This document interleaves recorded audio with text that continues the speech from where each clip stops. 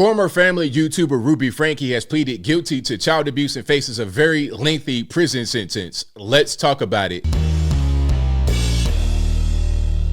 How's everybody doing? My name is Anthony Brian Logan, and today we got to talk about Ruby Franke, the former mommy vlogger, family YouTuber of the now defunct and shut down 8 Passengers YouTube channel, which, by the way, at its height had 2.5 million subscribers. She has pleaded guilty to 4 counts of aggravated felony child abuse, and she faces between 1 and 15 years in prison for each sentence and up to a $10,000 fine. Now, this is a difficult story to recount. There are some very troubling and disturbing things in here, and these are not allegations, by the way. These are things found in the plea agreement, which means Ruby Franke said she did it. And it wasn't just her. She did these things alongside her co-defendant, co-host, whatever you want to call her, Jody Hildebrandt. We'll talk about her a little bit more a little bit later. But first, let's go back. This story began, at least for me, back in September of this year when I first covered it. One of Ruby's children escaped Jody's house. I think they were all living in Jody's house in Utah. One of the kids escaped and went to a neighbor's house to ask for help. The neighbor sees the child looking emaciated, dehydrated, malnourished. The child had marks on their wrists and ankles, rope marks where they had been bound up, duct tape residue where they had been tied up with the tape. They look really bad. So the police come out and they discover a house of horrors. All the kids had been abused. Now, originally, Jody Hildebrandt and Ruby Franke were charged with 6 counts of child abuse, but that got pled down, at least in the case of Ruby, to 4, because I think 2 of the kids were not in the house at the time. They may have been abused at one point, but they were not there at the time when the police came there. Now, to speak on the police briefly, and I'm not trying to blame the police, I'm just saying, the police had been called to the residence 15 times in 1 year. And remember, this is Jody Hildebrandt's house where I guess Ruby was living with the kids. I don't know why that was going on. If you guys know more about that, let me know in the comments. But the police were no strangers to the household. Now, I don't know how they didn't see the abuse that was happening. There was all kind of things that I read. They said that Jody Hildebrandt would use cayenne pepper to dress up the wounds from the rope burns. I mean, really, really bad things were happening. Not only were they being tied and bound up, I guess, for punishment, they will also get tortured in other ways. The kids were denied food and water.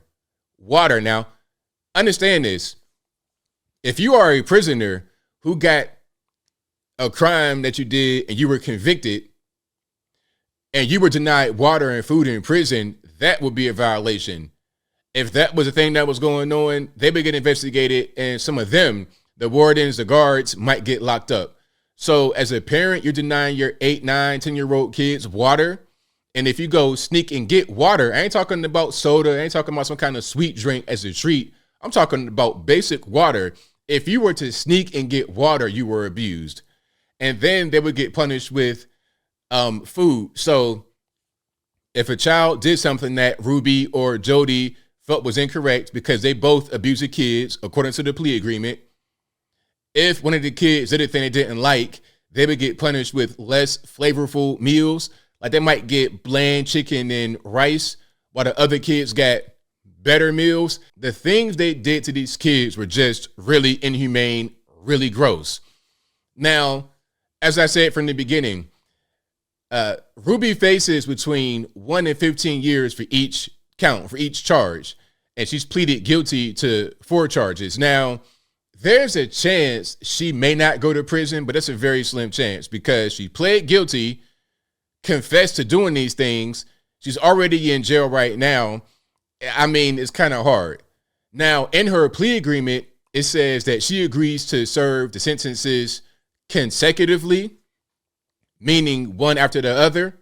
So if she gets convicted of all charges and the judge says, okay, I'll give you the max, because he has discretion here, he could sentence her to 1 to 15 or whatever he wants. If he gives her the max for each sentence, it could be served one after the other. So rather than just one 15-year sentence, which would be the concurrent, it could be 60 because you're doing 15, 15, 15. You see what I'm saying? So either way, it could happen. I definitely think she's going to get a very long time, at least bare minimum of 15 years, because the things that she did to her children go beyond the scope of just a spanking or even a beating. You're talking about prolonged periods of torture, having the kids stand outside in Utah. And the area I saw, you're not talking about a cold area. You're talking about like an Arizona, Colorado type environment, desert, dry, hot in the summertime. It's desert conditions. And you're forcing these little kids, 8, 9, 10 years old, to stand outside all day long, every day. In the plea agreement, it said that the kids had sloughed skin and they had repeated sunburns. I mean, the things that she was doing to these kids was terrible. Now, Jodi Hildebrandt, let me put her on the screen right quick for you guys. Jodi Hildebrandt is a woman who, I don't know how these two got together. You see Jodi on the left and Ruby on the right. Jodi was a therapist or is a therapist. Okay, now I don't know how you get that particular title. I don't know how you get that profession when you treat these kids like worse than prisoners. Jodi Hildebrandt is being charged here. I'm not sure if there's a plea agreement or whatever, but Ruby has agreed to testify against Jodi because she's saying Jodi kind of influenced her to do these things, basically trying to pass the buck over to her. That's kind of what's going on here. But Jodi was abusing the kids. Jodi was recommending certain programs to get the kids to comply. All that they did was just torture these kids, abuse these kids, and they monetized it. They made money on it. You see, we have somebody with a microphone right here. This is a set. They're doing the show. This is a whole big facade to put on for the general public to say, hey, we're these great moms. We have these great kids and they behave properly. They're doing the right thing. But in reality, these kids were treated worse than animals. They were treated worse than any prisoner could be in any U.S. prison, maybe even a third world prison. I mean, you can at least get some food and water. You're talking about gulag type treatment in their homes. Now, again, when the kids were discovered, when they were rescued, they were living in this lady's house right here. They were living in Jodi's house. Now, I think that was not the original setup for the 8 Passengers YouTube channel because Ruby has, I believe, 6 children. 4 kids were in the house being abused actively when the police came there back in September. But I think the original format was Ruby, her husband, and the 6 children, 8 passengers. I don't know where the husband is. I don't know why he's not really involved trying to get the kids or what's going on with that. Is there court action? I have no idea. But he's not there, and then she's there. These 2 people right here are demons, and I hope they go to prison forever. I hope they get put up under the penitentiary, big rocks, little rocks, because as I close, I want to say this. It's bad enough if you want to, abuse each other as adults. That's bad enough. That's inexcusable. But when you abuse kids, I mean, you got to be the worst of the worst. They are totally dependent upon you for their protection, for their food, for their water, for everything. You're talking about little kids. You're talking about 7, 8, 9. We ain't talking about 17, 18, where you're able to kind of go work and escape because I think 2 of the older kids escaped the situation and got out the way. And by the way, the kids who had left were trying to get help. Remember, the police had been to the residence 15 times in 1 year. So I don't know what ball got dropped there, but I'm glad that something is finally being done to get these kids out of that abusive and dangerous household and into the arms of people that actually care about them, rather than these 2 monsters I showed you on the screen, Ruby Franke and Jodi Hildebrandt. But I think I'll leave that right there for now. And what say you? What's your take on what's happening here with Ruby Franke? Should she get the maximum again?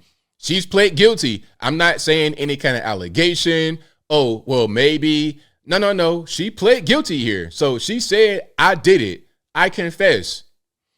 Should she get the maximum? Again, maximum penalty here for each of the 4 counts between 1 and 15 years is a recommendation in prison.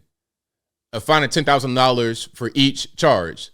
Should you get the max, serve, consecutive, concurrent, whatever your thoughts are, let me know in the comments below. You guys know where I'm at.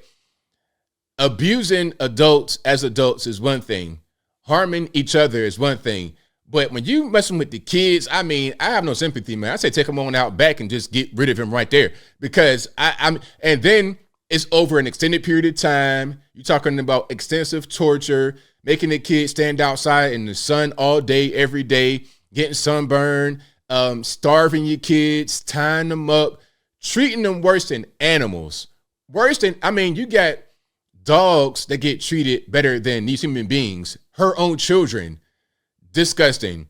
Hopefully she goes to prison for a long time. Her and her co-defendant, co-host, Jody Hildebrandt. These humans do not deserve to exist among us, in my humble opinion. But whatever your thoughts are, please let me know in the comments below. And that's all I got to say for this video. If you like what you heard, please comment, rate, share, and subscribe. Peace.